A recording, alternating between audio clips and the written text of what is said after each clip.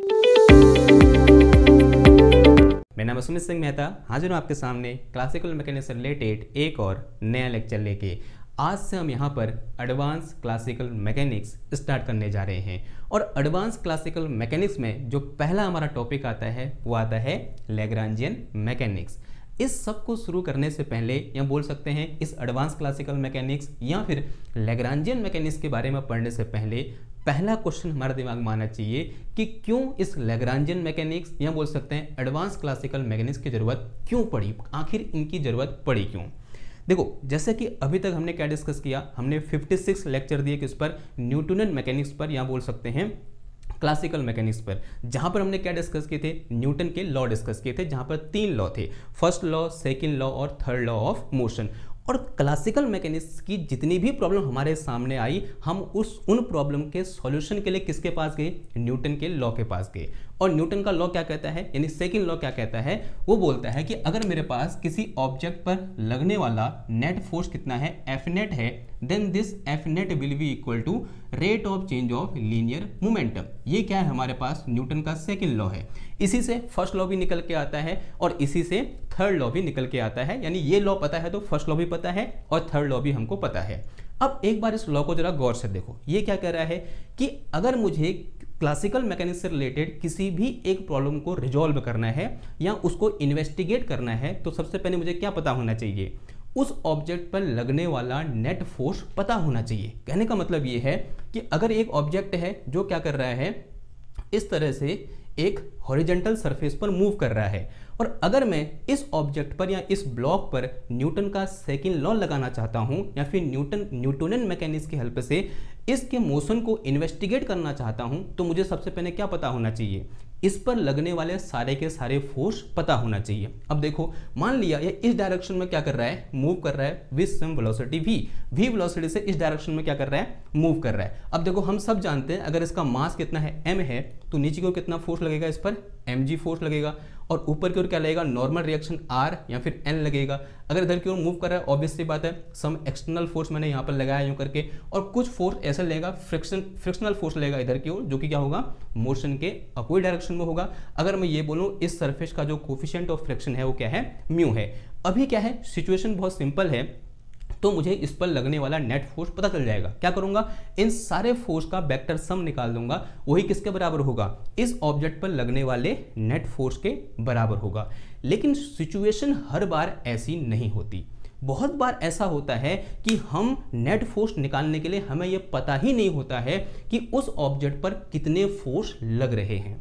बहुत बार ऐसा होता है कि जो हमारा ऑब्जेक्ट का मोशन होता है वो कंस्ट्रेंट होता है। देखो, नाम बोल रहा हूं मैं, बहुत इंपॉर्टेंट है, अभी डिस्कस करेंगे। आज के इस पूरे लेक्चर में हम इसी नाम के बारे में बार बार डिस्कस करेंगे, और वो नाम क्या है मेरे पास, कंस्ट्रेंट। क्या होगा, कंस्ट्रेंट। एक बार हमने जब हम क्लासिकल मैकेनिक्स, न्यूटन मैकेनिक्स पढ़ रहे थे, वहां पर भी हमने क्या किया था, इस वर्ड का डिस्कस किया था, कंस्ट्रेंट। कि कंस्ट्रेंट होता क्या है, कि अगर हम किसी एक ऑब्जेक्ट के मोशन को क्या करते हैं, रिस्ट्रिक्ट कर दें या फिर उसके मोशन में कुछ लिमिटेशन लगा दें।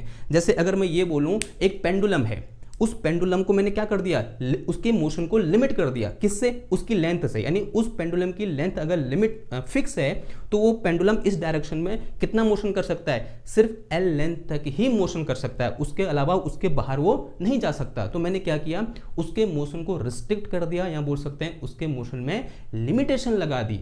और जब भी इस टाइप का मोशन आता है हमारे सामने कि वहां पर कुछ कंस्ट्रेंट लगा होता है, या फिर जब कभी मोशन पर ऐसा फोर्स लग रहा होता है जो हमें नहीं दिख रहा होता है। देखो, अगर आपने ये नहीं पढ़ा है कि यहाँ पर नॉर्मल फोर्स लगता है, तो क्या आप ये कह पाओगे कि यहाँ पर नॉर्मल फोर्स लग रहा है। देखो, मैंने इसको मिटा दिया यूं करके, और आपने क्लास 11th नहीं पढ़ी है, आप क्लास 10th से सीधे क्लास 11th में पहुंचे हो, और आपके टीचर ने आपको नॉर्मल रिएक्शन के बारे में बताया ही नहीं है, तो क्या आप ये कह पाओगे कि यहाँ पर नॉर्मल रिएक्शन लग रहा है? आप नहीं कह पाओगे। क्यों? क्योंकि वो दिख ही नहीं रहा है हमको। ये फोर्स दिख रहा है, हाँ इधर की ओर लग रहा है, दिख रहा है, इधर की ओर फ्रिक्शनल फोर्स लग रहा है क्योंकि खुरदरी सरफेस है, फ्रिक्शनल फोर्स लग रहा है। हम सब जानते हैं ग्रेविटी होती है, नीचे को mg लग रहा है। अब ये कौन सोच सकता था कि यहाँ पर नॉर्मल रिएक्शन भी लग रहा होगा? अब यहाँ पर हमने सोचा कि यहाँ पर क्या लग रहा है, नॉर्मल रिएक्शन लग रहा है, हमको पहले से पता है, हमने पढ़ा है, तब हम बोल पा रहे हैं क्या लग रहा है, नॉर्मल रिएक्शन लग रहा है। ऐसी बहुत सारी सिचुएशन होती हैं जहां पर फोर्स तो लग रहे होते हैं, लेकिन हमको उन फोर्स के बारे में पता ही नहीं होता कि वो फोर्स कहाँ क्यों लग रहे हैं, उनकी डायरेक्शन क्या है, उनका मैग्नीट्यूड क्या है। तो इस टाइप की सिचुएशन में जब हमको फोर्स पता नहीं होता, या बोल सकते हैं कि मोशन में कुछ कंस्ट्रेंट लगा होता है, तो इस टाइप की सिचुएशन में न्यूटन के सेकंड लॉ को लगाने से क्या होती हैं, बहुत सारी दिक्कतें आती हैं, या बोल सकते हैं हमारा कैलकुलेशन तो निकल जाता है, लेकिन कैलकुलेशन गलत निकल के आता है, क्योंकि हम इन चीज को कंसिडर वहां पर कर ही नहीं पाते हैं, हम कंस्ट्रेंट को वहां पर भूल जाते हैं, हम वहां पर जो फोर्स हमको दिख ही नहीं रहा है उस फोर्स को हम इंक्लूड कर ही नहीं रहे हैं, तो ऑब्वियस सी बात है यहां से आंसर क्या आएगा, गलत आएगा। तो जब भी किसी ऑब्जेक्ट पर क्या लगा होता है, कंस्ट्रेंट लगा होता है, या फिर उस पर कुछ ऐसा फोर्स लग रहा है जिस फोर्स को हम नहीं देख पा रहे हैं, तब उस केस में न्यूटन का सेकंड लॉ क्या हो जाता है, फेल हो जाता है, या बोलते हैं उस टाइप की प्रॉब्लम को हम न्यूटन के सेकंड लॉ से इन्वेस्टिगेट नहीं कर सकते, और अगर करना भी चाहें तो हमें बहुत सारी डिफिकल्टीज का सामना करना पड़ता है। अब इन्हीं डिफिकल्टीज को रिजॉल्व करने के लिए कुछ फिजिसिस्ट या बोलते हैं मैथमेटिशियन, दोनों मतलब फिजिसिस्ट भी थे और मैथमेटिशियन भी थे, वो क्या आए, सामने आए। उनमें से एक का नाम था डी एलम्बर्ट, आपने नाम सुना होगा, क्या नाम था एक का, डी एलम्बर्ट था, एक का नाम क्या था, लैग्रांजन था, जिन्होंने ये एक का नाम लैग्रांज था, उनकी जो मैकेनिक्स है उसे हम क्या बोलते हैं, लैग्रांजियन मैकेनिक्स, यहाँ पर जो उनका फॉर्मुलेशन है उसे हम क्या बोलते हैं, लैग्रांजियन मैकेनिक्स बोलते हैं। एक और थे, उनका नाम था हैमिल्टन, क्या था, हैमिल्टन, एक हैमिल्टन थे, एक लैग्रांजियन, और एक कौन थे, डी एलम्बर्ट थे। इन्होंने क्या किया, एक मैथमेटिकल फॉर्मुलेशन दिया इस टाइप की प्रॉब्लम को रिजॉल्व करने के लिए, यानी उन प्रॉब्लम को सॉल्व करने के लिए जहां पर या तो कंस्ट्रेंट लग रहा है या फिर एक ऐसा फोर्स लग रहा है जो हमें नहीं दिख रहा है, जैसे यहां पर नॉर्मल रिएक्शन, ठीक है। तो इस टाइप की प्रॉब्लम को रिजॉल्व करने के लिए या फिर इस टाइप की प्रॉब्लम को का इन्वेस्टिगेशन करने के लिए क्या बनाया, इन्होंने एक नई मैकेनिक्स बनाई, अलग अलग ने, डी एलम्बर्ट ने अपनी अलग, लैग्रांजन ने अपनी अलग, हैमिल्टोनियन ने अपनी अलग। और जो लैग्रांजन की मैकेनिक्स थी उसे हम क्या बोलते हैं, लैग्रांजन मैकेनिक्स के नाम से जानते हैं, और जो हैमिल्टोनियन की मैकेनिक्स थी या उसने जो मैथमेटिकल फॉर्मुलेशन ने दिया उसे हम किस नाम से जानते हैं, हैमिल्टोनियन मैकेनिक्स के नाम से जानते हैं। क्लियर है इतनी बात। तो आज हम किसके बारे में डिस्कस करेंगे, इस लैग्रांजियन मैकेनिक्स के बारे में ही, आज नहीं, मतलब कहने का मतलब है जो ये सीरीज चल रही है वो किसके बारे में होगी, लैग्रांजियन मैकेनिक्स के बारे में होगी, ठीक है। क्लियर है बात। तो ये तो क्या हो गया, एक बेस हमने क्या कर लिया, यहाँ पे स्टेबलाइज कर लिया कि क्यों हम लैग्रांजियन मैकेनिक्स या फिर एडवांस क्लासिकल मैकेनिक्स हम क्यों पढ़ते हैं, इतनी बात समझ में आ गई। नाउ अब यहाँ पर छोटे छोटे क्या करेंगे, इस पूरे बड़े से चैप्टर को छोटे छोटे पार्ट में डिवाइड करेंगे, और एक बेहतर तरीके से आप तक मैं इस पूरे एडवांस क्लासिकल मैकेनिक्स को पहुंचाने की कोशिश करूंगा, जैसा मैंने इससे पहले भी किया है, चाहे वो क्लासिकल मैकेनिक्स में हो, चाहे वो एटॉमिक फिजिक्स में हो, या फिर सॉलिड स्टेट फिजिक्स में हो, या फिर जो भी मैंने पढ़ा रखा है वहाँ हो, ठीक है। क्लियर है बात। ओके, अब आते हैं छोटे छोटे पार्ट में डिवाइड करते हैं। तो सबसे पहले बात करते हैं जो एक इंपॉर्टेंट टर्म इस पूरे इंट्रोडक्शन के दौरान हमारे सामने आया, वो क्या था मेरे पास, कंस्ट्रेंट, कि व्हाट इज कंस्ट्रेंट, कि किसी भी हम फिजिक्स में कंस्ट्रेंट को किस तरह से डिफाइन करते हैं, CONSTRAINT, कंस्ट्रेंट। कंस्ट्रेंट का मतलब भी क्या होता है, लिमिटेशन, क्या लगाना, लिमिटेशन लगाना, लिमिटेशन, यानी अगर किसी ऑब्जेक्ट के मोशन में हम क्या लगा दें, लिमिटेशन लगा दें, तब हम क्या बोलते हैं, वो ऑब्जेक्ट किसके अंडर मोशन कर रहा है, एक कंस्ट्रेंट के अंदर क्या कर रहा है, मोशन कर रहा है। जैसे मैंने लेक्चर के शुरुआत में बोला था कि हम कंस्ट्रेंट के बारे में एक बार जब हम कहाँ पढ़ रहे थे, न्यूटन मैकेनिक्स पढ़ रहे थे, वहां पर भी हमने इसके बारे में क्या किया था, डिस्कस किया था। अगर आपने पूरी सीरीज देखी है तो आपने ये चीज पहले पढ़ा होगा। तो मैं दोबारा क्या कर रहा हूँ, इस चीज को रिपीट कर रहा हूँ कि कंस्ट्रेंट क्या होता है, किसी भी ऑब्जेक्ट के मोशन में लगाए गए लिमिटेशन को ही हम क्या बोल देते हैं, कंस्ट्रेंट बोल देते हैं, और उस समय उस ऑब्जेक्ट के मोशन को हम क्या बोलते हैं, मोशन अंडर कंस्ट्रेंट बोलते हैं। क्लियर है इतनी बात। ओके, नाउ अब एक कंस्ट्रेंट जो लगेगा, जो रुकावट लगेगी, वो किसके कारण लगेगी, फोर्स के कारण लगेगी, ठीक है। और उस टाइप के फोर्स को हम क्या बोल देते हैं, कंस्ट्रेंट फोर्स बोल देते हैं। क्या बोल देते हैं, यानी जो फोर्स कंस्ट्रेंट के लिए रिस्पॉन्सिबल होता है उसे हम क्या बोलते हैं, कंस्ट्रेंट फोर्स बोलते हैं। ये बात समझ में आई आपको, ठीक है। यानी जब हम किसकी बात कर रहे हैं, कंस्ट्रेंट की बात कर रहे हैं, कंस्ट्रेंट तो क्या हुआ, लिमिटेशन हुई, और लिमिटेशन लगाने के लिए जिस फोर्स का यूज हुआ या फिर जो फोर्स रिस्पॉन्सिबल होगा उसे हम क्या बोलेंगे, कंस्ट्रेंट फोर्स बोलेंगे। ठीक है, अभी थोड़ा सा आपको अनजान लग रहा होगा, लेकिन अभी हम एग्जाम्पल लेंगे, फिर सारी समस्याएं क्या हो जाएंगी, रिजॉल्व हो जाएंगी। देखो एक सिंपलेस्ट एग्जाम्पल से शुरुआत करते हैं। एक चींटी अज्यूम कर लो और जो कहाँ चल रही है, किसी एक स्ट्रिंग में चल रही है। स्ट्रिंग का मतलब कोई एक तागा लटका हुआ है या फिर तागा ऐसे बंधा हुआ है 2 पॉइंट के बीच, और चींटी क्या करना चाहती है, उस तागे में चलना चाहती है। देखो अब इस केस में क्या है, देखो समझो ना, मैं मिटा लेता हूँ पहले, फिर आराम से समझते हैं। ठीक है, एग्जाम्पल लेके समझते हैं, और हर एग्जाम्पल को गौर से सुनना, गौर से देखना, हर एग्जाम्पल अलग होगा। और उन सारे एग्जाम्पल में जितने यहाँ पर दूंगा, 5 से 6 एग्जाम्पल दूंगा कंस्ट्रेंट मोशन के, उन सब से निकलकर एक नई डेफिनेशन है, वो नई चीज आपके सामने आएगी, वो सबसे ज्यादा इंपॉर्टेंट होगी। तो आपके लिए जो एग्जाम्पल मैं बता रहा हूँ वो क्या होने वाले हैं, बहुत ज्यादा इंपॉर्टेंट होने वाले हैं। तो पहला एग्जाम्पल देखो, पहले एग्जाम्पल में हम किसकी बात करते हैं, मान लिया हमारे पास क्या है, 2 पॉइंट है। इन 2 पॉइंटों के बीच मैंने क्या अटैच कर दी, इस तरह से एक स्ट्रिंग। ये क्या है, स्ट्रिंग है। अब एक यहाँ पर क्या है, इस तरह से चींटी है। ये क्या है, हमारी चींटी है, जो क्या कर रही है, इस तागे में मूव कर रही है। अब ध्यान समझो बात को। ठीक है, तागा ऐसे हवा में लटका हुआ है। अब इस चींटी का जो मोशन है वो क्या हो गया है, कंस्ट्रेंट हो गया है अबाउट दिस वायर, या बोलते हैं अबाउट दिस स्ट्रिंग। चींटी सिर्फ इस स्ट्रिंग में या तो इधर को जा सकती है या फिर इधर को जा सकती है, वो ना ऊपर जा सकती है ना वो नीचे जा सकती है। तो इस केस में क्या हुआ कि जो मोशन है चींटी का, वो कैसा मोशन है, एक कंस्ट्रेंट मोशन है। क्लियर है इतनी बात? ठीक है, तो कंस्ट्रेंट मोशन का मतलब समझ में आया, थोड़ा बहुत फील आ रही है कि चींटी का मोशन यहाँ पर क्या हो गया है, कंस्ट्रेंट हो गया है। क्यों? क्योंकि चींटी सिर्फ बाध्य है इस स्ट्रिंग के अलोंग चलने को। अब ये मत कहना कि चींटी को पर लग गए हैं। ठीक है, वो पर भी लगे ऐसा हम अज्यूम करके चल रहे हैं, और चींटी को न पर लगे, अगर पर लगे तो ऊपर को उड़ जाएगी, और वो स्वेच्छा से वो गिरना भी नहीं चाहती। ठीक है, तो चींटी का मोशन सिर्फ किसके अलोंग होगा, इस वायर के अलोंग होगा। इसका मतलब चींटी का मोशन इस वायर के अलोंग मूव करने को, या फिर चींटी इस वायर के अलोंग मूव करने को क्या है, कंस्ट्रेंट है या फिर वाद्य है। यहाँ पर उसमें क्या लगा दी हमने, लिमिटेशन लगा दी। ओके, अब थोड़ा सा और रियलिस्टिक एग्जाम्पल लेते हैं, और अच्छा एग्जाम्पल लेते हैं ताकि आपको बेहतर फीलिंग आ सके। एग्जाम्पल नंबर 2, मान लिया कोई एक ऑब्जेक्ट है जो कहाँ रखा हुआ है, किसी एक हॉरिजॉन्टल सरफेस में रखा हुआ है। इसका मास कितना है, m है। ठीक है, और ये क्या कर रहा है, ये ऑब्जेक्ट इस हॉरिजॉन्टल के अबाउट या हॉरिजॉन्टल सरफेस के अबाउट a एक्सेलरेशन से मूव कर रहा है। यानी इस तरह से क्या है, हॉरिजॉन्टली ये क्या है, एक्सेलरेट है। यानी इस डायरेक्शन में इसमें क्या लग रहा है, कुछ फोर्स लग रहा है इधर का, लेटर से कितना फोर्स लग रहा है, F फोर्स लग रहा है इस डायरेक्शन में। अब इस ऑब्जेक्ट का जो मोशन है वो इसके अलोंग, किसके अलोंग, इस एक्स एक्सिस के अलोंग या बोलते हैं हॉरिजॉन्टल के अलोंग मूव करने के लिए क्या है, कंस्ट्रेंट है। इसका मतलब यानी इस डायरेक्शन में इसका कोई भी एक्सेलरेशन नहीं है। इन अपवर्ड डायरेक्शन अगर मैं इसको एक्स एक्सिस बोलूं तो this axis will be Y axis, तो acceleration of this object along x axis will be equal to 0। इसका मतलब क्या हुआ कि इस एक्सिस के अलोंग लगने वाला जो फोर्स है वो कितना है, 0 है। नीचे कितना लगेगा, mg। अगर मैं ये लूं ऊपर को कितना लग रहा है, नॉर्मल रिएक्शन n लग रहा है। तो हम जानते हैं from Newton second law, net force कितना हो जाएगा, ये mg माइनस का n, this is equal to m into a. अगर इसका मास कितना है, m है, a कितना है, ay है, और ay की वैल्यू 0 है, तो इसका मतलब mg माइनस का n, this is equal to 0। तो यहाँ पर mg इक्वल टू कितना आ जाएगा, यहाँ पर n के बराबर आ जाएगा। ठीक है, क्लियर हुई इतनी बात। और यहाँ से क्या निकल के आया मेरे पास, जो ay है वो किसके बराबर है, 0 के बराबर है।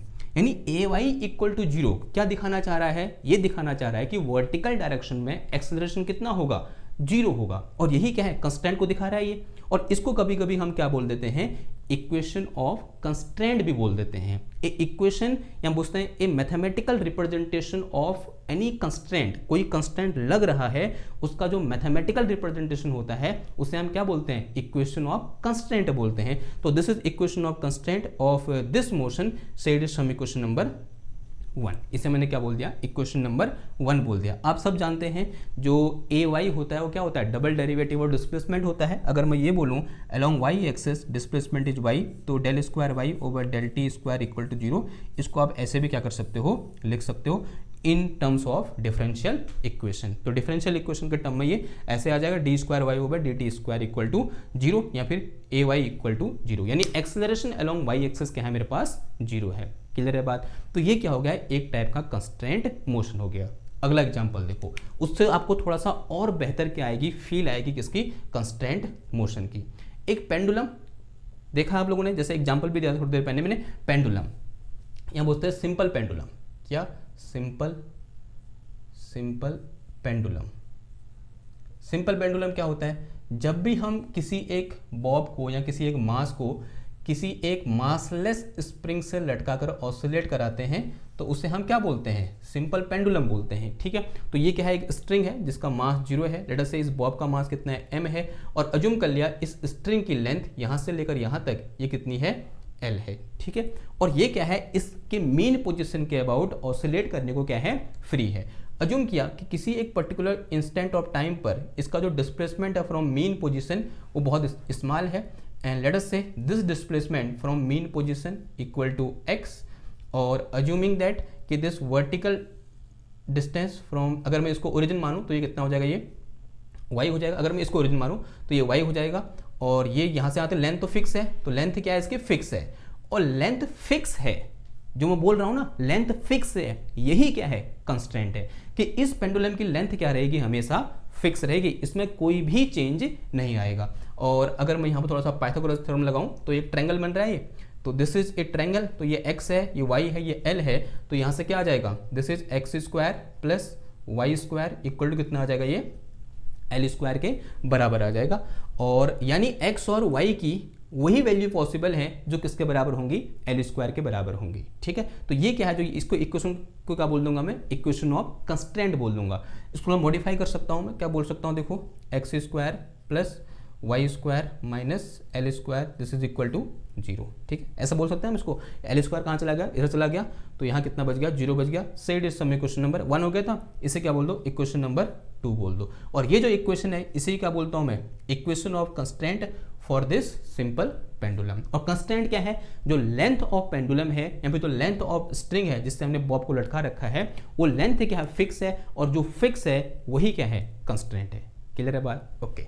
नाउ फोर्थ एग्जांपल देखो, motion along a circular path, motion along a circular path, along a circular path, यानी कोई ऑब्जेक्ट क्या कर रहा है, किसी एक सर्कुलर पाथ के अलोंग क्या कर रहा है, मोशन कर रहा है। देखो कैसे, मान लिया हमारे पास क्या है, इस तरह से एक यहाँ पर एक सर्कुलर पाथ है, और अज्यूम किया इस पाथ की रेडियस कितनी है, r है, दिस इज रेडियस r, और ऑब्जेक्ट जो है इस पाथ के अलोंग इस तरह से एंटी क्लॉकवाइज डायरेक्शन में क्या कर रहा है, मूव कर रहा है। ओके, नाउ अगर मैं ये बोलूं कि this is my X axis, तो ऑब्वियसली बात है इसके परपेंडिकुलर ये कौन सी एक्सेस हो जाएगी, this is our Y access.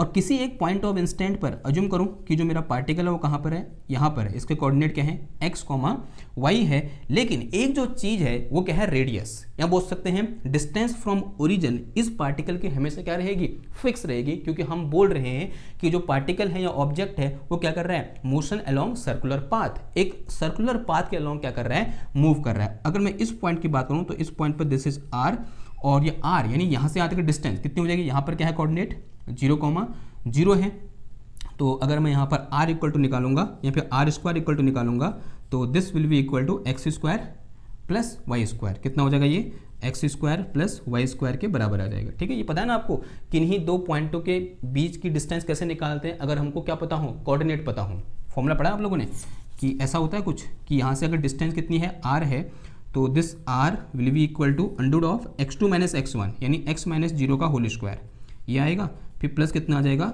y minus 0 का होल स्क्वायर। थोड़ा सॉल्व करो, अंडर इधर भेज दो इसको, तो यहाँ से कितना आ गया, ये r square equal to X square plus कितना आ जाएगा, y स्क्वायर आ जाएगा सॉरी, तो यहाँ से X square plus Y square minus का r square this is equal to 0। Now set is some equation number 3, और ये जो इक्वेशन निकल के आ रखी है यही क्या है, इस केस में इक्वेशन ऑफ कंस्ट्रेंट है। सिंपल सी बात है या नहीं है, तो इस तरीके से हम क्या करेंगे, इक्वेशन ऑफ कंस्ट्रेंट या फिर कंस्ट्रेंट को क्या करेंगे, डिफाइन। कंस्ट्रेंट क्या है यहाँ पर, motion along a circular path, वो क्या है, सर्कुलर पाथ के अलोंग मूव करने को क्या है, बाध्य है, या उसकी लिमिटेशन लगा दी हमने कि भाई तू सर्कुलर पाथ के अलोंग क्या करेगा, मूव करेगा, और यही क्या है, कंस्ट्रेंट है। और उस कंस्ट्रेंट को जो मैथमेटिकल इक्वेशन दिखा रही है वही क्या है, इक्वेशन ऑफ कंस्ट्रेंट है, और इस केस में वो क्या है, ये है। क्लियर है बात, ओके। अब एक और एग्जाम्पल देखो, ठीक है, एग्जाम्पल आगे बढ़ते रहेंगे, कम से कम 4 से 6 से 7 एग्जाम्पल करने की यहाँ पर कोशिश करेंगे ताकि आपकी अंडरस्टैंडिंग क्या हो जाए, बेहतर हो जाए। अब एग्जाम्पल में क्यों कर रहा हूँ ना, जब सारे एग्जाम्पल खत्म हो जाएंगे लास्ट में एक डेफिनेशन लिखूंगा तब आपको समझ में आए क्यों हम इतने एग्जाम्पल यहाँ पर लिख रहे हैं। अब देखो थोड़ा सा आगे बढ़ते हैं, बात करते हैं किसके, 5वें एग्जाम्पल की, motion of a rigid body. Motion of rigid body in space. अब देखो रिजिड बॉडी का मतलब क्या होता है, कोई पता आपको रिजिड बॉडी का मतलब क्या होता है? रिजिड बॉडी का मतलब होता है कि ऐसी बॉडी जिसके मॉलिक्यूल के बीच की डिस्टेंस क्या होती है, फिक्स होती है। या फिर थोड़ा सा और ब्रॉड होके बात करें तो हम बोलेंगे ऐसी बॉडी जिसके कॉन्स्टिट्यूएंट के मतलब जो उसके अंग होते हैं उनके बीच की जो डिस्टेंस होती है क्या होती है, फिक्स होती है। अगर थोड़ा सा और इसको मैं वर्बली बोलूँ तो मैं बोलूँगा a body whose shape and size are fix is known as rigid body, यानी जिसका शेप और साइज क्या होता है, फिक्स होता है, उसे हम क्या बोलते हैं, रिजिड बॉडी बोलते हैं। जूम करके देखेंगे तो बॉडी किससे मिलकर बनी होती है, मॉलिक्यूल से। अगर उसका शेप और साइज फिक्स है तो मॉलिक्यूल के बीच का सेपरेशन हमेशा क्या रहेगा, फिक्स रहेगा। यानी ऐसी बॉडी जिसके मॉलिक्यूल या बोलते हैं जिसके एटम के बीच की डिस्टेंस और फिक्स रहती है उसे हम क्या बोलते हैं, रिजिड बॉडी बोलते हैं। तो अज्यूम किया यहाँ पर एक स्पेस है और स्पेस को दिखाने का सबसे अच्छा सिस्टम क्या होता है हमारे पास, X Y Z coordinate system होता है। तो मैंने बना दिया यहाँ पर, this is x axis, this is Y axis and this one is Z axis. और मान लिया ये कोई रिजिड बॉडी है और ये क्या है, उसके मॉलिक्यूल है या फिर उसके पार्टिकल है, इन पार्टिकल से मिलकर वो रिजिड बॉडी बनी है।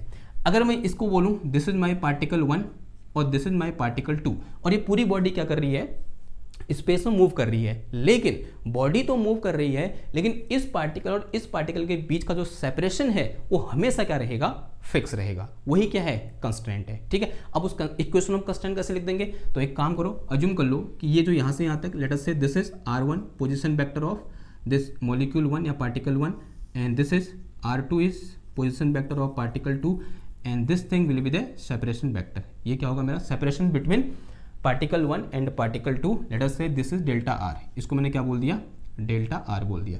अगर मैं ये बोलूँ इसके कोऑर्डिनेट क्या है, x1, y1, z1 है और इसके कोऑर्डिनेट क्या है यहाँ पर x2, y2, z2 है। दिख रहा होगा, आई होप दिख रहा होगा, नहीं भी दिख रहा है तो सेल्फ अंडरस्टूड है। तो इससे क्या हो जाएगा, x2, y2, z2 हो जाएंगे। अगर मैं यहाँ पर मैग्नीट्यूड ऑफ डेल्टा r निकालूंगा तो this will be equal to from distance law and distance rule, this will be equal to x2 minus x1 का whole square, x2 minus x1 का होल स्क्वायर प्लस कितना आ जाएगा, y2 minus y1 का whole square और फिर plus कितना आ जाएगा यहाँ पर z2 माइनस z1 का होल स्क्वायर। ऐसा आ गया, इसको इधर भेज दो। अगर मैं यहाँ से डेल्टा r का होल स्क्वायर निकालूंगा तो यानी रूट है, इधर आगे स्क्वायर हो जाएगा, तो this will be equal to x2 minus x1 का होल स्क्वायर फिर प्लस कितना आ जाएगा, ये y2 माइनस y1 का होल स्क्वायर फिर प्लस आ जाएगा यहाँ पर क्या, z2 माइनस z1 का होल स्क्वायर।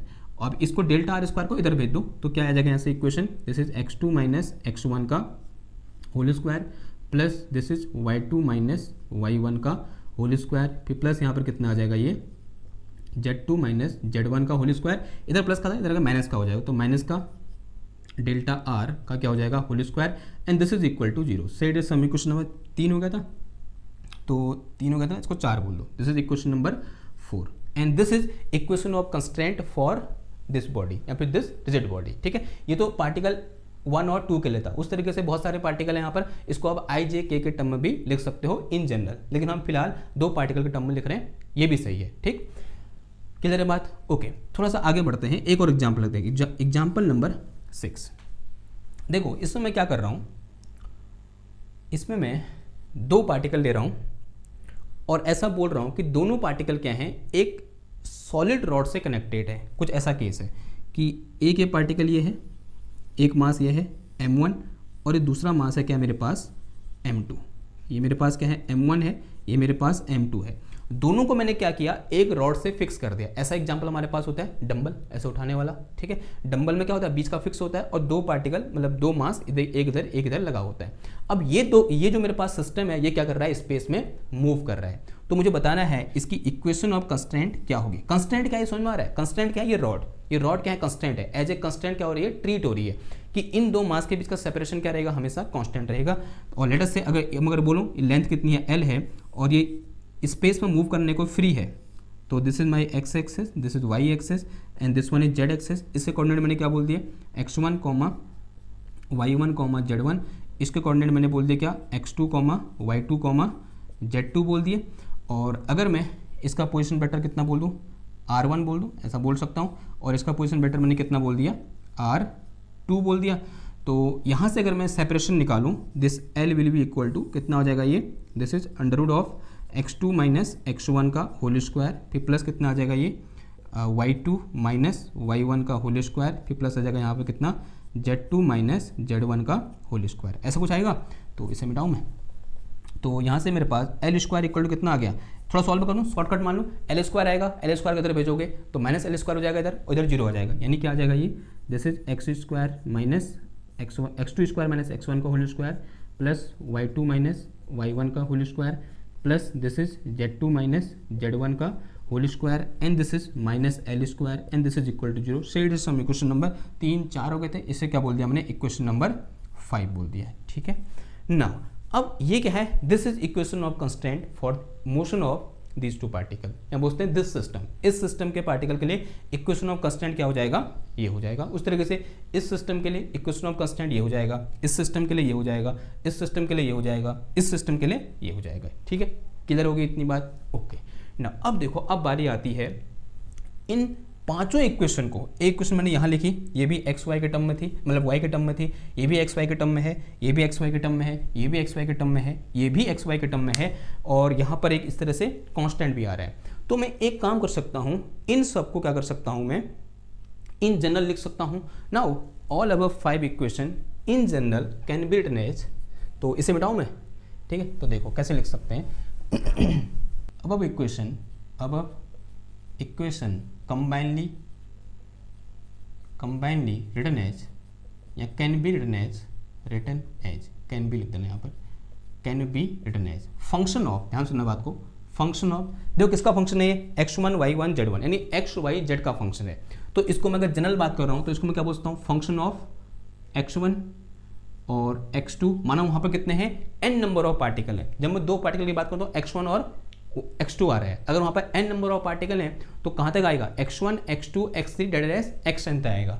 तो x1 x2 डेड एस कहाँ तक, xn तक। उस तरह y में होगा y1 y2 डेड एस कहाँ तक, yn तक। फिर कॉमा z में भी होगा z1 z2 z3 और डेड एस कहाँ तक, zn तक। ऐसा होगा नहीं होगा, आंसर हाँ जी होगा। दूसरी चीज़, ये क्या कर रहे हैं, मोशन कर रहे हैं, और मोशन किस पर डिपेंड करता है, टाइम पर डिपेंड करता है, नहीं करता है, आंसर है हाँ जी करता है। यानी अगर एक ऑब्जेक्ट की पोजीशन को देखना है तो कैसे देखते हैं हम, कि वो टाइम के साथ अपनी पोजीशन को कैसे चेंज कर रहा है, ये तो होता है देखने का तरीका। तो यहाँ पर ये जो चीज़ है कंस्टेंट है, किस पर डिपेंड करेगा, टाइम पर भी डिपेंड करेगा। तो कॉमा कितना क्या आ जाएगा, time, and this will be equal to कितना आएगा बताओ, इक्वल टू जीरो। सब में क्या है, इक्वल टू जीरो है। तो इन जनरल मैं क्या कर सकता हूँ, इसको इस तरह से डिफाइन कर सकता हूँ, करता हूँ नहीं कर सकता, आंसर है हाँ जी कर सकता हूँ। अब एक और चीज़ देखो, अगर मैं ये बोलूँ कि यहाँ से x1 को ले लूँ, यहाँ से y1 को ले लूँ, यहाँ से z1 को ले लूँ, तो जो मेरे पास निकल के आएगा वो क्या होगा, this is position vector of that particle जिसके ये कोऑर्डिनेट है x1 y1 z1, and this position vector can be written as r1। उसको मैं क्या बोल सकता हूँ, r1 बोल सकता हूँ। जो r1 है उसको मैंने किसकी जगह रखा, x1 y1 और z1 के जगह रखा, ठीक है। बिकॉज r1 इक्वल टू क्या होगा, x1 i cap plus y2 j cap plus x1 i cap plus y1 j cap plus z1 k cap होगा। तो दिस इज माई r1। उस तरीके से x2 y2 और z2 की जगह लिख सकता हूँ मैं r2 बेटर लिख सकता हूँ, लिख सकता, देखो यहाँ से भी देख सकते हो आप, this is r2 this is r1, ठीक है। और कॉमा डेड एस कहाँ तक आ जाएगा, rn, जब xn yn और zn आएंगे और कॉमा कितना आ जाएगा, t आ जाएगा, this is equal to zero. Now said is some equation number 6, इसे मैंने क्या बोल दिया, इक्वेशन नंबर 6 बोल दिया। यानी अभी तक हमने जितने टाइप के भी कंस्ट्रेंट मोशन पढ़े और उनके लिए मैंने इक्वेशन ऑफ कंस्ट्रेंट लिखी, उन सारी इक्वेशन ऑफ कंस्ट्रेंट को मैं इन जनरल मैथमेटिकली ऐसे लिख सकता हूँ। यानी f is a function of r1 r2 r3 that is rn और कॉमा t, जहाँ r1 r2 r3 क्या है, पार्टिकल की पोजीशन वेक्टर है, किसी भी एक पार्टिकल की, पार्टिकल 1 का r1, पार्टिकल 2 का r2, पार्टिकल 3 का r3 और पार्टिकल n का rn। और टाइम क्या है, टाइम है, टाइम मोशन टाइम पर डिपेंड करेगा नहीं करेगा, आंसर हाँ जी करेगा। तो टाइम यहाँ पर आ गया, ओके। तो said is some equation number 6, इसे मैंने क्या बोल दिया, इक्वेशन नंबर 6 बोल दिया। अभी रुको, अभी एक कमेंट करने से पहले थोड़ा सा एक और एग्जाम्पल देख लेते हैं। देखो एग्जाम्पल क्या है, एग्जाम्पल कुछ ऐसा है। अब ये एग्जाम्पल मैं जो ले रहा हूँ ना, ये थोड़ा सा इन एग्जाम्पल से क्या है, अलग है। एग्जाम्पल क्या है, ए particle moving over the surface of sphere. एक पार्टिकल है जो क्या कर रहा है, एक स्फीयर के ऊपर या स्फीयर के सरफेस के ऊपर क्या कर रहा है, मूव कर रहा है। देखो इसमें किस टाइप का कंस्टेंट है, पहले उसको देखते हैं। तो कौन सा एग्जाम्पल हो जाएगा, एग्जाम्पल नंबर 6 हो गया था, इसको क्या बोल दो, एग्जाम्पल नंबर 7 बोल दो। Particle moving on the surface of sphere, on the surface of sphere. Sphere के सरफेस के ऊपर क्या कर रहा है, हमारा पार्टिकल मूव कर रहा है। देखो कैसे, ये मेरे पास क्या है, इस तरह से एक स्फीयर है। ओके, क्लियर है इतनी बात। मान लिया इस स्फीयर की रेडियस कितनी है, आर है। उस तरीके से मैंने यहाँ पर इसको एक्स एक्सेस बोल दिया, इसको मैंने वाई एक्सेस बोल दिया। अब स्फीयर है, 3 डायमेंशन की बात हो रही है, तो ये क्या हो जाएगा मेरा यहाँ की ओर, this is our Z axis. ठीक, अज्यूम किया किसी एक पॉइंट ऑफ इंस्टेंट पर पार्टिकल कहाँ पर है, इधर पर है। देखो पार्टिकल यहाँ से मूव किया कहाँ आ गया, इधर आ गया। कहाँ गया, इधर आ गया। देखो अब भी कहाँ है, जब इधर आया है अब भी वो स्फीयर के सरफेस पर ही है। अगर मैं ये बोलूँ यहाँ पे इसका पोजीशन वेक्टर कितना है, आर है, and in this case this R will be equal to capital R, होगा नहीं होगा। अगर मैं इसको आर वेक्टर बोलूँ तो इस केस में, फॉर दिस केस, जब पार्टिकल कहाँ पर है, इस पॉइंट पर है, तो इस केस में जो आर वेक्टर का मैग्नीट्यूड होगा वो इस कैपिटल आर के बराबर होगा नहीं होगा। आंसर है हाँ जी होगा, बिकॉज यही तो रेडियस है इसकी। और अगर मैं ये बोलूँ इस पॉइंट पर इसके कोऑर्डिनेट क्या है, X comma Y comma Z है। इस पॉइंट पर इस पार्टिकल के कोऑर्डिनेट क्या है, X comma Y comma Z है, तो this R square will be equal to क्या आ जाएगा, X square plus Y square plus Z square के बराबर आएगा नहीं आएगा। आंसर है हाँ जी आएगा। Now set is some equation number 1। इसे क्या बोल दो, इक्वेशन नंबर 1 बोल दो। नाउ अब क्या होगा, देखो अब ध्यान सुनना, इसके बाद मूव कर रहा है, यहाँ से लुढ़का इधर पहुँचा, लेकिन जब यहाँ से लुढ़कना स्टार्ट करेगा ना, तो अब पार्टिकल इसकी सरफेस से अटैच नहीं रहेगा। हम सब जानते हैं प्रैक्टिकली ऐसा ही होता है। ओके, ये इसके सरफेस से अटैच नहीं रहेगा, यहाँ तक रहेगा अभी तो, फिर उसके बाद यहाँ से ऐसे नीचे को लुढ़कना स्टार्ट कर देगा और पार्टिकल कहाँ पहुँच जाएगा, इधर पहुँच जाएगा। पार्टिकल कहाँ पहुँच गया, इधर पहुँच गया। ठीक है, अब जैसे ही पार्टिकल इधर पहुँचा, अब इसका पोजिशन वेक्टर क्या हो गया, ये हो गया। नाउ इन दिस के जो आर वेक्टर है वो ये हो गया। जब यहाँ पर था पोजीशन वेक्टर ये था, लेकिन जब यहाँ पर है पोजीशन वेक्टर क्या हो गया है, चेंज हो गया है। वो कितना हो गया है, आर वेक्टर के बराबर हो गया है। और साफ साफ दिख रहा है इस केस में जो आर वेक्टर का मैग्नीट्यूड है वो ग्रेटर देन क्या है, आर है या नहीं है। ठीक है, उसकी रेडियस से बड़ा है, और ऑब्वियसली बात है बड़ा है। ये क्या है, इसकी रेडियस है, और ये क्या है, इस आर वेक्टर का मैग्नीट्यूड है। अगेन मैं ये बोलूँ कि यहाँ पर जो कोऑर्डिनेट है वो X comma Y comma Z है, मैं दोनों जगह सेम मान दिए, उससे कोई फर्क नहीं पड़ेगा। ये सेल्फ अंडरस्टूड है, ये जो X comma Y comma Z है ये यहाँ पर कोऑर्डिनेट है, और ये X comma Y comma Z इस केस में क्या थे, कोऑर्डिनेट थे। ठीक है, तो X comma Y comma Z अगर यहाँ पर ये कोऑर्डिनेट है, तो इसका मतलब जो यहाँ से मेरे पास मैग्नीट्यूड ऑफ आर हो जाएगा या आर स्क्वायर हो जाएगा या मैग्नीट्यूड ऑफ आर होगा, वो किसके बराबर होगा, this will be equal to under of X square plus Y square plus क्या आ जाएगा, जेड स्क्वायर। इसको इधर भेज दो, तो this will be equal to कितना आ जाएगा बताओ, आर स्क्वायर, यानी मैग्नीट्यूड ऑफ आर का square, this is equal to X square plus Y square plus Z square. ठीक है, तो यहाँ साफ साफ दिख रहा है कि अगर magnitude of R greater than क्या है, आर है, तो इसका मतलब this R square magnitude of R का square is also greater than R square, यानी this is greater than R square. ये बात समझ में आई आपको। यानी यहाँ पर कंस्टेंट किस तरह से है कि फॉर ए सम टाइम, यहाँ बोल सकते हैं यहाँ से लेकर यहाँ तक के मोशन के लिए कौन सी इक्वेशन फॉलो हो रही है, ये वाली। यहाँ के बाद जब वो नीचे गिरना स्टार्ट होता है, कौन सी इक्वेशन फॉलो हो रही है, ये वाली या फिर ये वाली। यानी इसके लिए पोजीशन वेक्टर का स्क्वायर उसकी रेडियस से क्या है, ज़्यादा है। इसके लिए, इस केस के लिए जब यहाँ से लेकर यहाँ तक वो मूव कर रहा है, तब उस केस में पोजीशन वेक्टर के मैग्नीट्यूड का स्क्वायर उसकी रेडियस के स्क्वायर के बराबर है। अगर मैं दोनों इक्वेशन को, इस इक्वेशन को और इस इक्वेशन को कंबाइन करूं, तो कंबाइन में क्या लिख सकता हूं कि this X square plus Y square plus Z square, एक तो ये ग्रेटर है, यहाँ से आ रहा है, और यहाँ से क्या आ रहा है, इक्वल टू आर स्क्वायर, ऐसा मैं लिख सकता हूँ। And on further solving what we get R square plus Y square plus Z square minus R square is greater than equal to 0। Now set is some equation number कितने हो गए थे, equation number 6 हो गए थे, इसे मैंने क्या बोल दिया, इक्वेशन नंबर 6 बोल दिया। अब एक बार देखो, अभी तक हमारे पास जो इक्वेशन ऑफ कंस्टेंट निकल के आई, पहले 6 केस में वहाँ पर सब में यहाँ पर क्या था, बराबर था, और उस वजह से मैं कह पाया कि उन इक्वेशन को मैं इन जनरली ऐसा लिख सकता हूँ। लेकिन ये पहला केस है जहाँ पर एक ऐसा साइन आया, इनइक्वलिटी का साइन आया, यानी इक्वेशन ऑफ कंस्ट्रेंट में कैसा साइन आया, इनइक्वलिटी का क्या आ रहा है, यहाँ पर साइन आ रहा है। और यहीं से हम क्या कर पाते हैं, कंस्ट्रेंट को दो तरह से क्लासिफाई कर पाते हैं। एक होता है होलोनोमिक कंस्ट्रेंट और दूसरा होता है नॉन होलोनोमिक कंस्ट्रेंट। ठीक है, तो इनकी वजह से इक्वेशन ऑफ कंस्ट्रेंट में यहाँ पर इक्वलिटी का साइन आ रहा है या फिर इनइक्वलिटी का साइन आ रहा है, इस बेस पर हम कंस्ट्रेंट को दो तरह से क्या करते हैं, विभाजित करते हैं या बोलते हैं क्लासिफाई करते हैं। और वो कौन कौन सा है, होलोनोमिक कंस्ट्रेंट और दूसरा है हमारे पास क्या, नॉन होलोनोमिक कंस्ट्रेंट। तो लिख के चलेंगे, ऐसे आप लिख ही लोगे। लिखो, क्या लिखोगे बताओ। ऑन दिस बेसिस, यहाँ इक्वलिटी का साइन आया या फिर इक्वलिटी का साइन आया या फिर इनइक्वलिटी का साइन आया, इस बेसिस पर हम कंस्ट्रेंट को दो तरह से क्या करते हैं, क्लासिफाई करते हैं। एक होता है होलोनोमिक कंस्ट्रेंट और दूसरा होता है नॉन होलोनोमिक कंस्ट्रेंट। अब एक एक करके क्या करेंगे, दोनों को समझेंगे कि भाई होलोनोमिक क्या होता है और नॉन होलोनोमिक क्या होता है।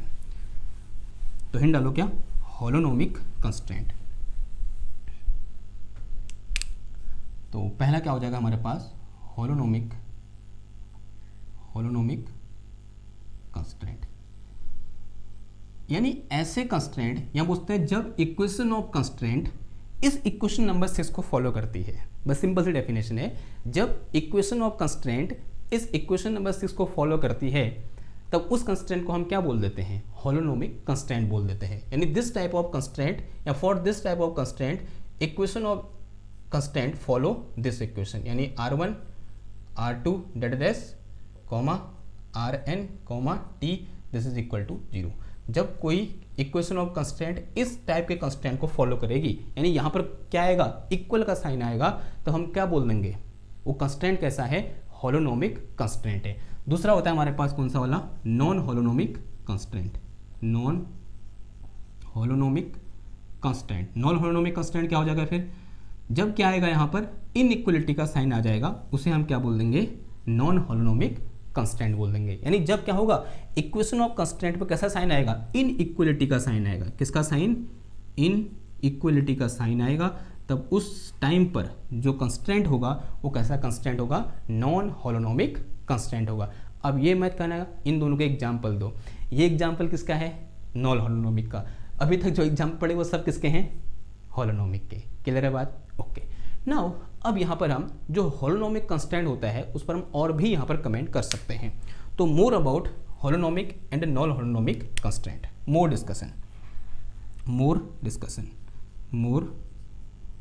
डिस्कशन। देखो क्या डिस्कशन करेंगे, नाम पर जाते हैं इसके, भाई इसको होलोनोमिक ही क्यों बोला, होलोनोमिक ही क्यों बोला, नाम पर जाओ। नाम क्या है इसका, होलोनोमिक। होलोनोमिक एक ग्रीक वर्ड से निकल के आ रखा है, होलो। नाम क्या है, होलो या होलोज, HOLOS, होलोज। होलोज का मतलब होता है इंटीग्रेबल। क्या होता है, इंटीग्रेबल, यानी जिसको हम इंटीग्रेट कर सकते हैं उसे हम क्या बोल देंगे, इंटीग्रेबल। ठीक है ना, उसको हम इंटीग्रेट कर सकते हैं। होलोनोमिक कहाँ से आया, होलोज से आया, और होलोज का मतलब क्या होता है, इंटीग्रेबल। अब इसका मतलब क्या हुआ फिर, समझो जरा। अगर मैं ये बोलूं कि मेरे पास क्या है, इक्वेशन ऑफ कंस्ट्रेंट है, इक्वेशन ऑफ कंस्ट्रेंट है, और इसको मैं क्या कर सकता हूं, इस इक्वेशन ऑफ कंस्ट्रेंट को मैं डिफरेंशियल इक्वेशन के टर्म में लिख सकता हूं। किस इक्वेशन के टर्म में, डिफरेंशियल इक्वेशन के टर्म में लिख सकता हूं, और वो ऐसी डिफरेंशियल इक्वेशन होगी जो इंटीग्रेबल होगी। यानी इसको मैं क्या कर सकता हूं, इंटीग्रेट कर सकता हूं। क्या कर सकता हूं, इंटीग्रेट कर सकता हूं। समझ में आई बात। यानी होलोनोमिक कंस्ट्रेंट में क्या होगा, इक्वेशन ऑफ कंस्ट्रेंट होगी, उस इक्वेशन ऑफ कंस्ट्रेंट को मैं डिफरेंशियल इक्वेशन के टर्म में लिख सकता हूं, और जो डिफरेंशियल इक्वेशन निकल के आएगी, जिस टर्म में मैंने इक्वेशन ऑफ कंस्ट्रेंट को लिखा है, वो डिफरेंशियल इक्वेशन कैसी होगी, इंटीग्रेबल होगी। तब जाके मैं उस कंस्ट्रेंट को क्या बोलूँगा, होलोनोमिक कंस्ट्रेंट बोलूँगा।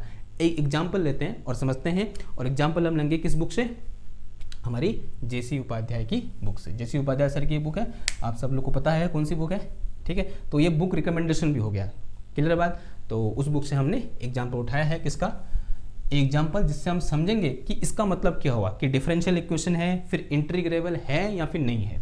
तो एग्जाम बड़ा सिंपल सा है, हमें अज्यूम करके चलेंगे कि हमारे पास क्या है, कोई एक डिस्क है जो एक्स वाई प्लेन में क्या कर रही है, रोल कर रही है, ठीक है। और जो डिस्क का प्लेन है वो एक्स वाई प्लेन के कैसे है, हमेशा परपेंडिकुलर है। तब उसके मोशन को इन्वेस्टिगेट करेंगे और इक्वेशन ऑफ कंस्ट्रेंट लिखेंगे, फिर उसको हम डिफरेंशियल फॉर्म में लिखने की कोशिश करेंगे और ये देखेंगे जो डिफरेंशियल इक्वेशन निकल के आ रखी हैं वो इंटीग्रेबल है या फिर नहीं है। अगर होंगी तो कैसा कंस्टेंट हो जाएगा, होलोनोमिक कंस्टेंट। अगर वो नहीं होंगी तो कंस्टेंट कैसा होगा, नॉन होलोनोमिक कंस्टेंट, ठीक है।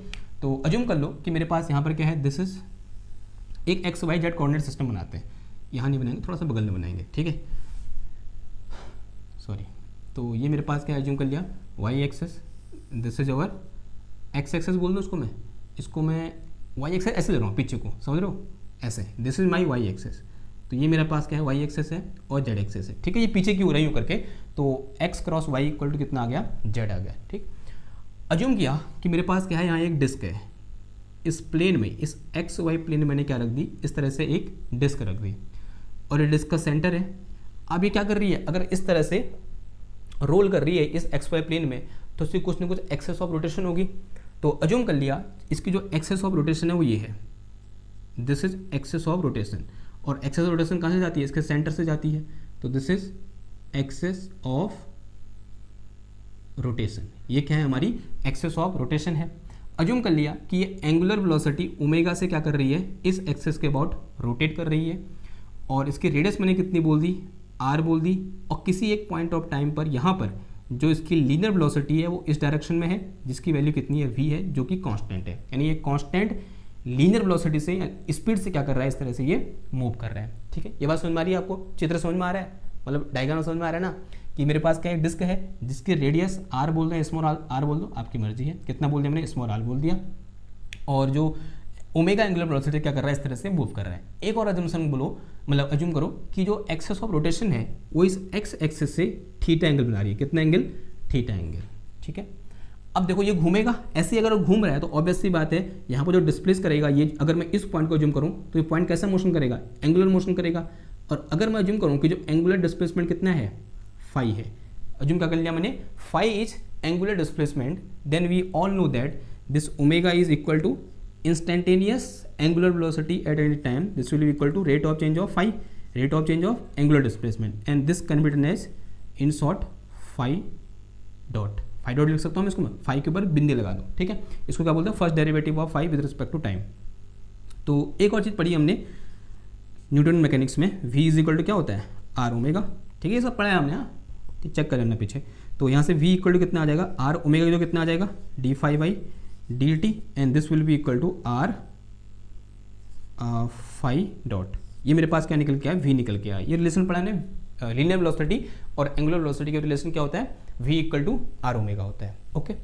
नाउ अब मैं क्या करना चाह रहा हूँ, इस डायग्राम का एक और छोटा सा ज्योमेट्रिकल फॉर्म बनाना चाह रहा हूँ। कैसे, देखो ये मेरे पास क्या है, एक्स एक्सेस, ध्यान सुनना बात को, और ये कौन सी एक्सेस है, वाई एक्सेस।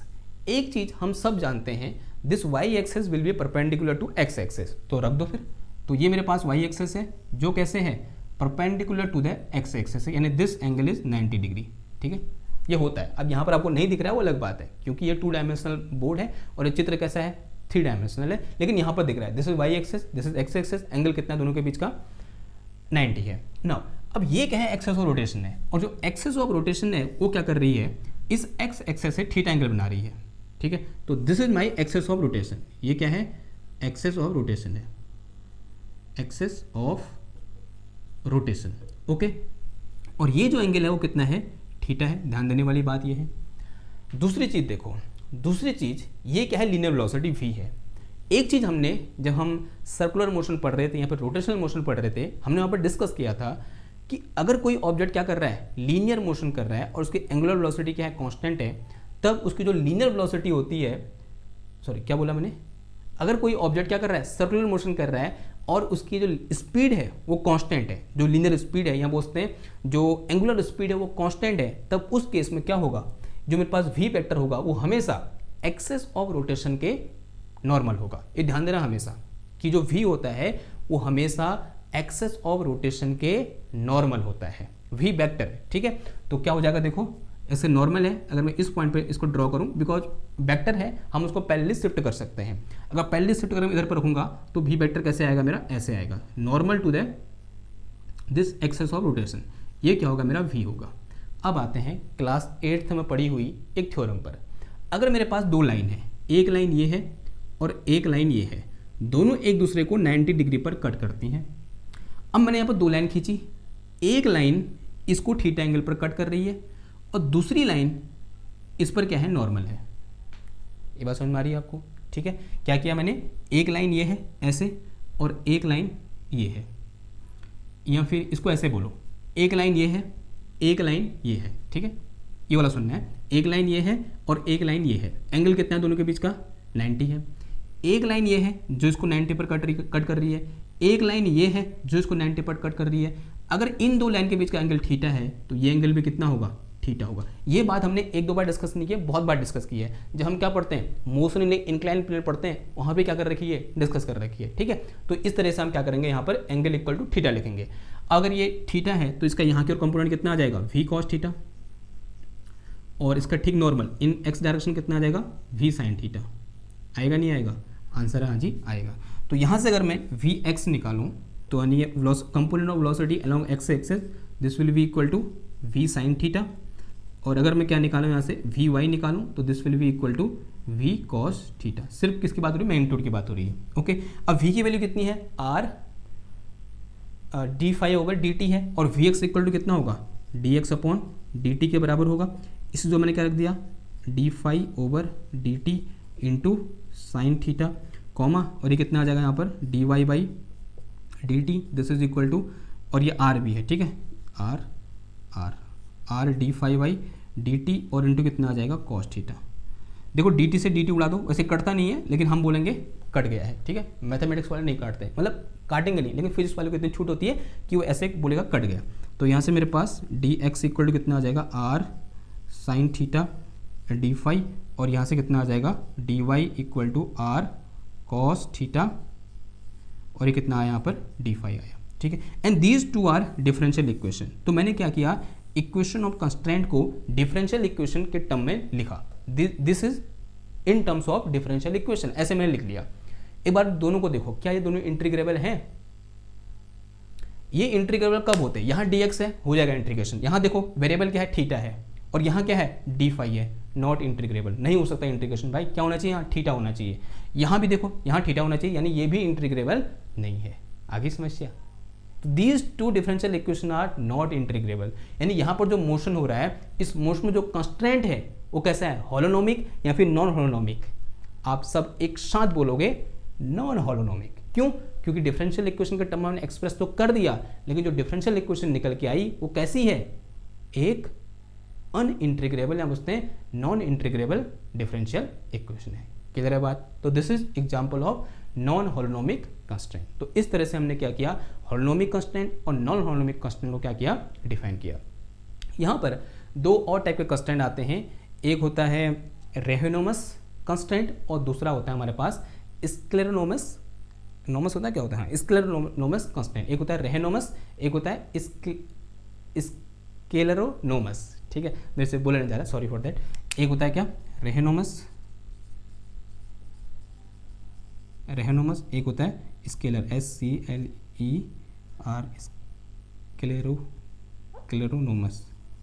स्क्लेरोनोमस कंस्टेंट। दो होते हैं। इसमें क्या होता है, रेहोनोमस में जो इक्वेशन ऑफ कंस्ट्रेंट है उसको टाइम डायरेक्टली क्या करता है, इफेक्ट करता है। या ऐसा ही बोल सकते हैं, इस केस में, रेहोनोमस के केस में जो इक्वेशन ऑफ कंस्ट्रेंट होती है वो एक्सप्लिसिट फंक्शन ऑफ टाइम होती है, यानी टाइम उस इक्वेशन को डायरेक्टली क्या करता है, इफेक्ट करता है। इसके केस में क्या होता है, टाइम इफेक्ट तो कर रहा होता है लेकिन डायरेक्टली इफेक्ट नहीं कर रहा होता है। देखो एग्जांपल समझो, पहले ये समझो कि एक्सप्लिसिटली डिपेंडेंस ऑन टाइम, इसका मतलब क्या हुआ, मतलब डायरेक्टली टाइम इफेक्ट कर रहा है। जैसे घड़ी होती ना, जो घड़ी के हर पार्ट है उसका जो मोशन है वो टाइम पर डिपेंड कर रहा है।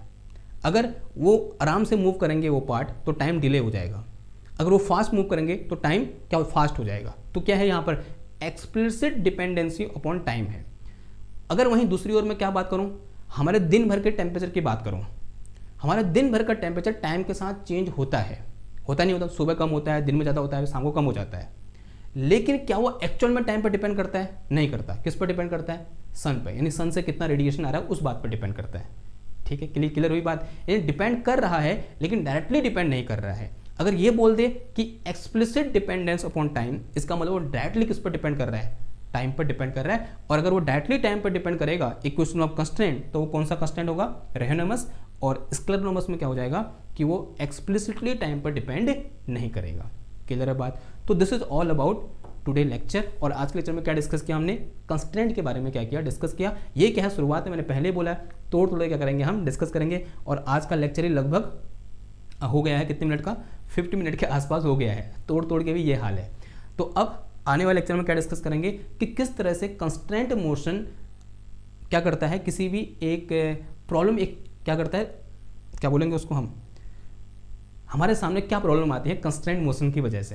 ठीक है, ये डिस्कस करेंगे। वैसे हम डिस्कस कर चुके हैं थोड़ा बहुत फर्स्ट में, लेकिन थोड़ा बहुत उसमें जो मैथमेटिकल फॉर्म है उसको भी लाने की कोशिश करेंगे कि किस तरह से कंस्ट्रेंट मोशन की वजह से प्रॉब्लम आती है, problem arise due to constraint. ये हमारा नेक्स्ट टॉपिक रहेगा।